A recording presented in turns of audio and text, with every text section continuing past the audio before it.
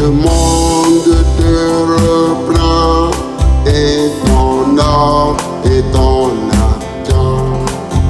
Ma Bible au quotidien, le verset du jour. Hébreux chapitre 12, le verset 1, je cite.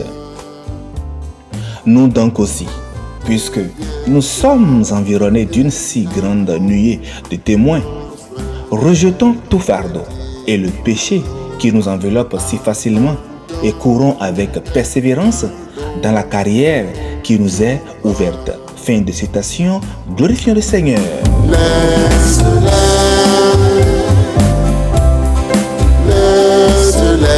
Le verset du jour proclame l'importance de la persévérance dans la foi.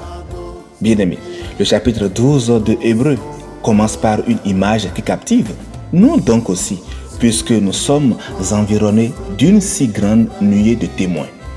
Ici, cette partie du verset fait référence aux héros de la foi qui sont mentionnés dans le chapitre 11 et qui évoquent les témoins qui ont parcouru la carrière de la foi avant nous. Il s'agit des figures emblématiques que nous connaissons telles que Abraham, Moïse, Rahab et tant d'autres. Notre verset du jour nous exhorte donc à rejeter tout fardeau, tout péché qui nous entrave dans notre course spirituelle. Les mots-clés tels que rejetons, péché, courons sont utilisés dans le verset pour communiquer l'idée de se libérer des poids qui nous ralentissent dans notre marche avec notre Sauveur Jésus-Christ. Le rejet des fardeaux et du péché implique une action pour se libérer de tout ce qui peut entraver notre relation avec Dieu.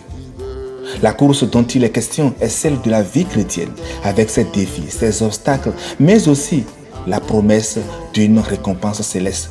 Pour que nous tous ayons les regards sur Jésus, le chef et le consommateur de la foi, qui en vue de la joie qui lui était réservée a souffert la croix, méprisé l'ignominie et s'est assis à la droite du trône de Dieu. Nous puissions, chers amis, considérer en effet celui qui a supporté contre sa personne une telle opposition de la part des pécheurs, afin que, en définitive, nous ne nous lassions point l'âme découragée. Les versets 2 et 3 du chapitre. Chers amis, si vous voulez mener à bien la course de la vie, si vous voulez atteindre la ligne d'arrivée, vous devez vous débarrasser de tout ce qui risque de gêner votre progression. Vous pouvez voir cela comme une opération de désencombrement ou de simplification. Le fait est que vous devez lâcher certaines choses si vous voulez arriver au bout de votre course. Mais quelles sont ces choses? Toutes celles qui sont source de découragement. Considérez l'exemple suivant. Si vous branchez une seule ampoule sur une pile, celle-ci durera longtemps. Mais si vous en branchez 100, soyez sûr, elle se videra très vite.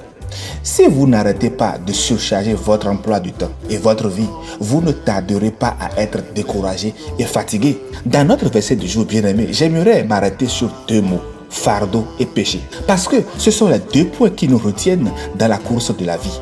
Un fardeau est tout ce qui vous ralentit. Il peut s'agir d'une relation, d'un travail, d'une activité ou d'un sport. Ce n'est pas nécessairement quelque chose de mauvais. Un fardeau peut être une chose bonne en soi, mais à vouloir faire entrer trop de bonnes choses dans votre vie, rassurez-vous, vous finirez par craquer parce que vous n'aurez pas assez de temps pour toutes. Vous devez apprendre donc à dire non pour grandir. Dieu ne vous demande pas de tout faire.